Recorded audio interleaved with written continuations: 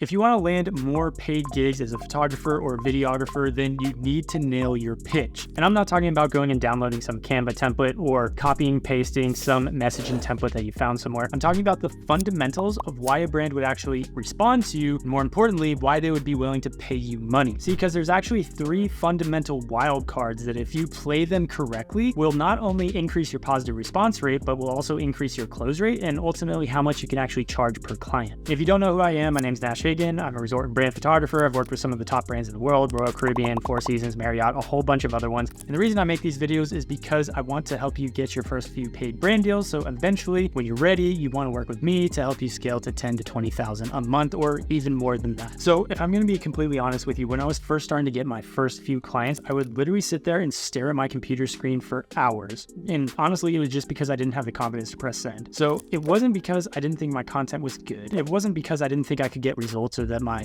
quality wasn't there or anything like that. It was literally because I felt like I needed to close the client on the first go. So I'd go and research like every YouTube video I could find, every blog I could find, take all these different random strategies, put them into one email, and then blast it out eventually and just hope that something worked. And it would be 1 day, 2 days, 5 days, and I'd still hear nothing. I'd still be ghosted. And I'd start to get discouraged, right? And then I'd be like, okay, well, maybe it was just, a fluke. Maybe I'll send out a few more emails. And eventually I did get a response, and I opened up the email. I was like, sick, my dreams are coming true. Open up the email, and of course it's one of those free exchange, free trade kind of deals where they're like, hey, do this many deliverables and we'll give you 2 nights free stay. Now, if you're at the initial stages of your career where you haven't really done much of this before, that might be really exciting for you. And that's cool, right? That's really cool. But if you've done it maybe 2, 3, 4 times already, you start to realize that doing these free stays, doing these free exchanges is actually a whole lot of work. It's not vacation. In a lot of senses, it's more work than it's worth. And you're not actually getting paid. And in some cases, you're actually paying out of pocket to do it. So when you start to get more responses like this, I started spiraling. I started getting to the place like, I went to film school. I spent all this money on gear. I spent all this time trying to develop my skills. I see other people who are actually doing this and supposedly making money, but I can't, and I think I'm just as talented as them. And what the heck is going on here? Why don't they want to pay me? And then I start spiraling even more, thinking that maybe it's just a scam. Maybe travel photography is just an MLM and everyone's just selling the dream, but it's not actually a real thing, which is obviously not true. But the reason I got there is because I didn't blame myself for having a poor pitch. I blamed the external circumstances for my lack of success. Now, over the next few months and few years, I realized that there's actually 3 wild cards like I told you about that actually impact the response rate and the willingness for people to actually work with me. So I'm going to break those down for you in this video. So the big question that we have to answer first is, why don't brands pay? So if we just break it down to the basics of business, brands are businesses, and the reason businesses exist is primarily to make money. That's literally it. And it sounds simple, it sounds easy, but it's super profound. The reason why is because brands will invest into things that they believe will bring them a return on their investment. So they'll invest into marketing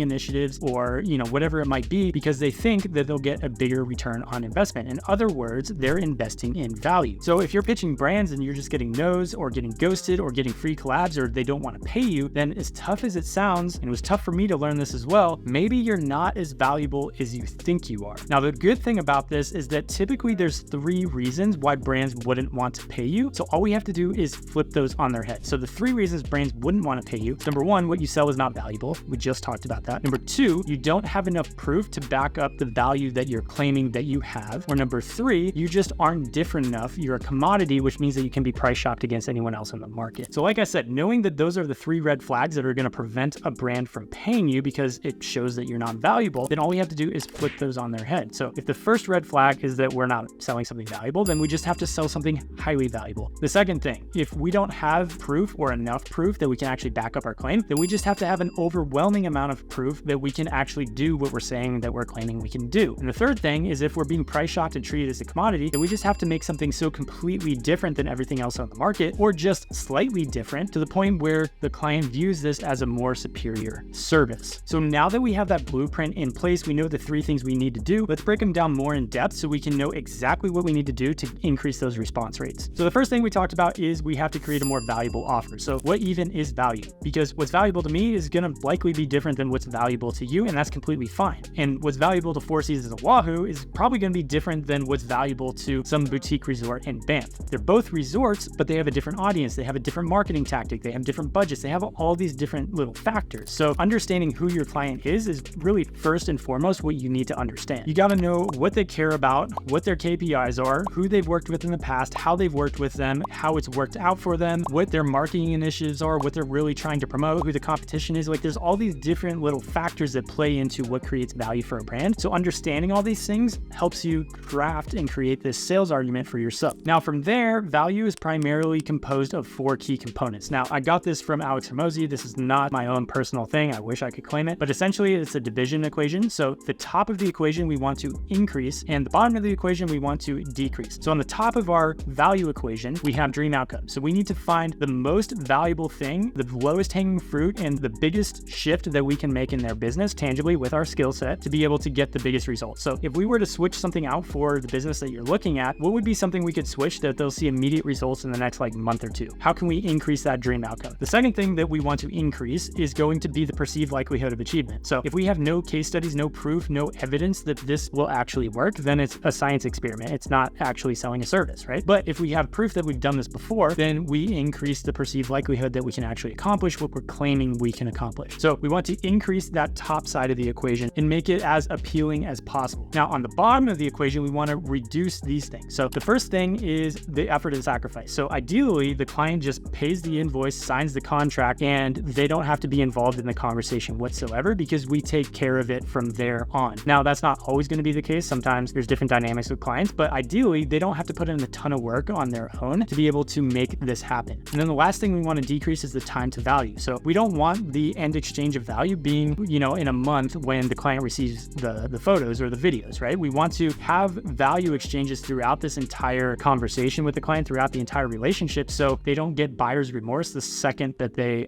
sign the contract or the second they pay us. And having these little value adds throughout the entire relationship helps in creating a more lasting long-term relationship with the client, so they want to work with you again and again. So just as a quick example of how you can increase a dream outcome. So bad example would be, hey, I can shoot 10 photos and 3 videos for your brand, okay? Bad dream outcome because they can get literally anyone to do that. It doesn't really speak to any end goal, and it's just, whatever, it's a few videos. A better dream outcome would be, hey, I can increase your website conversion rate by, say, 3%. Now, that's a much higher dream outcome because obviously increased conversion rate is going to equal a lot more money for the brand in the long term, but we need to be able to back that up by increasing the perceived likelihood of achievement by putting some case studies of things that we've done in the past that actually back up the claim that we can do that. Now, if we don't have anything to back up that claim, then that's probably not going to be a dream outcome we're going to shoot for, at least at this stage of the game. So hopefully that makes sense in terms of how to create value. Now, the second thing we have to do to increase our response rates is to just show proof that we can actually do what we're claiming we can do. So back in the day, you used to be able to show portfolios to clients and they would basically hire you on the spot because there was not a huge supply of really talented photographers, right? It was kind of few and far between. But now cameras are cheap. There's so many creators out there and so many creators that are really talented that are willing to do work for very cheap or even free that it becomes a lot more difficult to compete just on portfolio. So you got to compete on something else. And that's where the case study comes in. So case study is not just a testimonial. It's not just portfolio, although that can be part of it. A case study is really a story of transformation. So it's talking about where a client was, where they are now after working with you, and ultimately what you did to get them to that place. So the goal here is to help a client or a potential prospect visualize themselves in the story of your previous client so that they can visualize the success that they're actually going to achieve. So I'll give you an example of what a case study might look like using my creator client Jake as kind of the case study. So Jake came to me, he had a full-time job, he was an accountant, and he had done some free collab jobs with hotels. He had done a few one-off projects, just with, some random clients here and there. And he came to me really wanting to be able to build some more sustainable income so he could replace his accounting job and also be able to shoot for resorts and restaurants. So that's kind of where he was at. Where he is now after working with me, and I'll show a screenshot, is that in the past few months, he's actually closed 2 clients for a total of $3,500 in recurring monthly income for restaurants, meaning that he doesn't have to close them again and again, but he gets paid that on contract. So he has that $3,500 baseline, and then he can go out and get other clients as he wants to. And that's after just a few months of working together. So obviously he can add to that. Now, what he did to get there was he implemented precision prospecting and some of the systems that I talked about in my program for how to start getting your first few clients and transition those into actual paid gigs that pay you on a monthly basis using some of our retainer frameworks and our contracts and our templates templates and all that kind of stuff. And that's how he was able to do it. So that kind of shows you an example of the transformation story from full-time accountant to basically full-time creator using the system that I just explained. And ideally, you need to have the exact same concept prominently displayed throughout your marketing as well as your initial outreach email, because that's going to be your first point of contact and sometimes your only point of contact with a potential client. So you really need to come out with a bang there. And also, when you talk about a story or a transformation, a client can really kind of start to visualize themselves in that transformation so that it becomes a much easier sale. Now, I know the next question you probably have, and I get it all the time, is, well, Nash, what if I just started my business yesterday? What if I've only ever shot for random clients that are irrelevant to what I'm trying to shoot for? Or what if I've only worked for like my dad's company or something like that, right? Basically, if you don't have any proof, how do you go out and prove that you can do something? Like, do you just kind of make stuff up? Do you just put logos on your website? Do you claim that you've worked with a company even though you didn't? And the answer to that is no, you don't lie. You go out and you go get some results, which requires you doing some work for free, or what I call a spec shoot. Now, I know no one loves doing work for free, but the fact of the matter is, if you don't have work, then you need to do work for free to get yourself on people's radar. And to be honest, it'll only take you about 2 to 4 weeks, maybe 20 to 30 hours max of work. And you'll be able to get, let's say, between 3 to 5 free projects under your belt. And hopefully out of those 3 to 5 free projects you do, you can extract 1 to 2 testimonials or success case studies out of it. So you can then use those case studies as leverage to go get paid deals, so you don't have to start working for free every single time you pitch a new client. And by the way, if you want a complete blueprint of basically step-by-step, day-by-day, what you should do to get these case studies, then I actually have a free document in the link in the description below. Just click on it, completely free, download it, and it is a complete blueprint, really not just of case studies, but of the entire creator journey of starting, building, and scaling your creator business. So if you want free access to that, just click the link in the description. We'll send it over to you. And that brings me to the third and final wild card that you have at your disposal, which is literally my favorite way to stand out and just get brands to hire me, which is I don't pitch myself like anyone else. So I'm sure you probably heard it. Maybe you've even done it yourself, where you're like, hey,